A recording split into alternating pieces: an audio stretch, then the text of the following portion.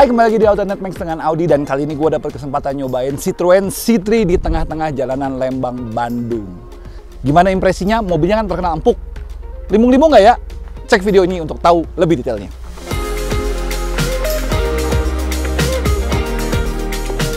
Nah, kita akan bahas sedikit soal eksterior dan interiornya. Eksteriornya seperti kalian lihat, funky banget, Perancis banget. Jadi kalau kalian memang suka mobil-mobil yang desainnya Eropa ya, desainnya tuh catchy, quirky, unik gitu kan. Si Citroen C3 ini bisa jadi pilihan kalian, apalagi kalau kalian emang demen warna orange. Kalau kalian nggak suka warna orange, jangan, karena warnanya tuh banyak yang punya aksen-aksen orange-nya itu loh. Kelihatan atraktif. Sedangkan di interiornya, nuansa orange dan nuansa funky-nya juga terus dilanjutkan, ditambah layar 10 inci yang sudah bisa Android Auto dan Apple CarPlay wireless. Udah kayak mobil-mobil mahal. Udahlah, daripada banyak omong, mending kita langsung coba driving impression-nya seperti apa. Yuk, test drive.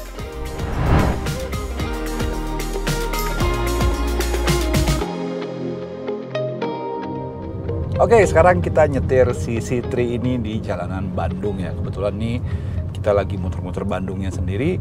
Impresinya seperti apa? Kita bahas sedikit dari posisi duduknya dulu ya. Posisi duduk nih. Posisi duduk sih sebenarnya cukup nyaman ya.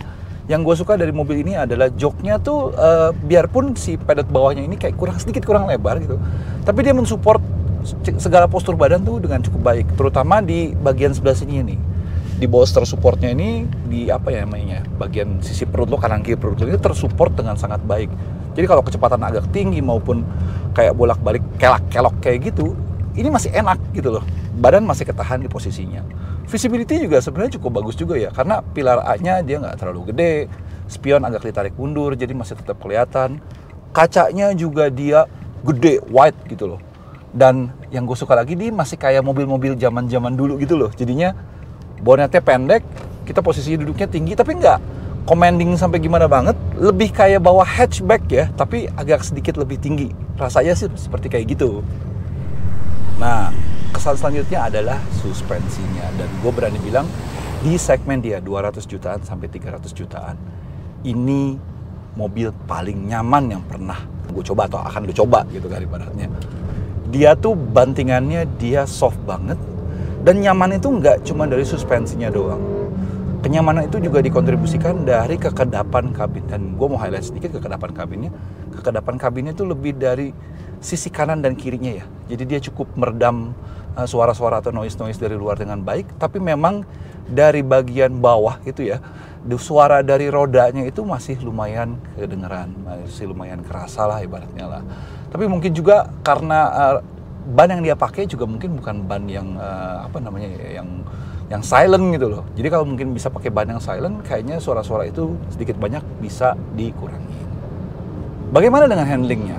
Ya seperti gua bilang ya di awal-awal video ya. Jadi mobil yang empuk itu tendensinya adalah limbung, goyang-goyang gitu kan. Tapi pas gue nyoba mobil ini di jalanan kelak-kelok Ciater menuju ke Lembang, dan jalanannya nggak mulus-mulus banget, agak kasar ya. Itu gue berani nge-push mobil ini benar-benar sampai limitnya. Jadi udah kayak bawa mobil rally. Dan karakter gue adalah gue nge-push mobil, kalau dia nggak mampu, gue nggak bakal nge-push. Dan mobil ini surprisingly sangat-sangat mampu. Jadi handlingnya tuh lumayan tajam, lumayan nurut. Biarpun memang setirnya feedbacknya tuh kurang banget. Cuman akurasinya oke banget ya, benar-benar oke banget. Kalian bisa ngarahin atau nempatin si bodi mobil ini ke posisi atau ke jalan yang kalian ingin tuju gitu kan.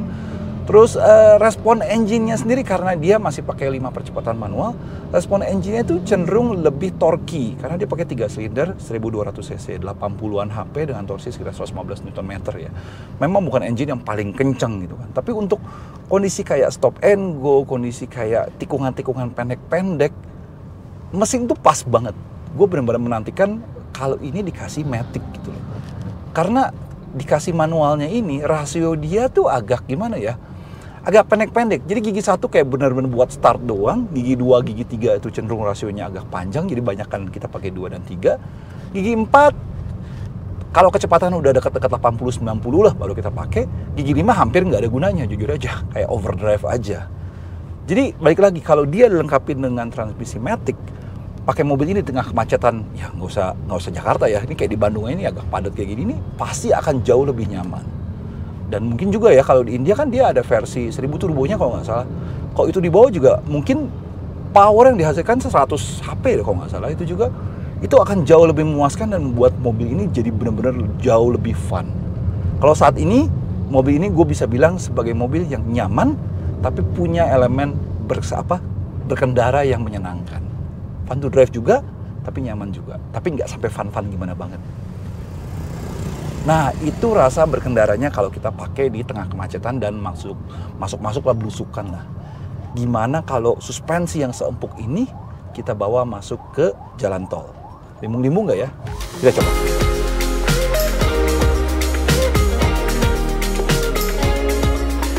Oke, sekarang kita nyetir si Citroen C3 ini di tol Cipularang. Ya lumayan ya Cipularang ya. Impresinya seperti apa? Gue pikir ini mobil tadinya dia soft ya. Dia bantingannya lembut, nyaman.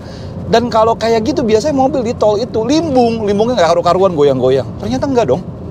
Tadi kita lewatin MBZ, yang tol MBZ itu benar-benar dilibas dengan gampang.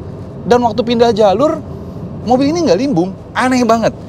Jadi di kecepatan kayak 80 sampai 90 itu mobil ini cruising dengan nyaman, benar-benar dengan nyaman. Jempol banget buat setting suspensinya si Citroen C3 ini.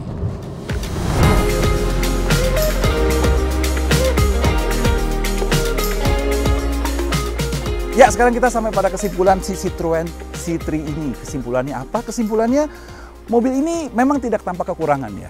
Dia ada beberapa detail-detail kecil yang sebenarnya agak ngeselin gitu loh. Contoh, pengaturan spionnya tuh dia masih manual kayak pakai tusuk gigi gitu, harusnya pakai elektrik lah. Tapi katanya nanti mau diimprove.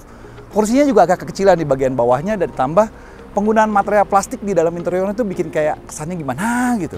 Tapi di luar itu, mobil ini gue berani bilang adalah mobil ternyaman di kelasnya. Dia nyaman, dia kedap, dan biasanya nyaman itu nggak identik dengan fun to drive.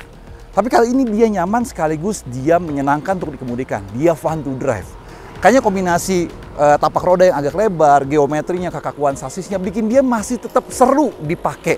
Andai saja Citroen membawa versi gearbox automaticnya, pasti mobilnya akan lebih pas untuk kondisi urban di Indonesia. Tapi balik lagi ya, kalau kalian suka mobil ini, saran gua test drive. Karena mobil ini untuk dikemudikan. Oke, mungkin itu aja video kali ini. Thank you udah nonton. Klik like kalau kalian suka video ini. Tekan tombol subscribe untuk subscribe. Dan jangan lupa tekan tombol lonceng untuk tahu notifikasi video-video terbaru dari Autonet Next. Audi sign off dari Bandung. Thank you udah nonton. Bye-bye.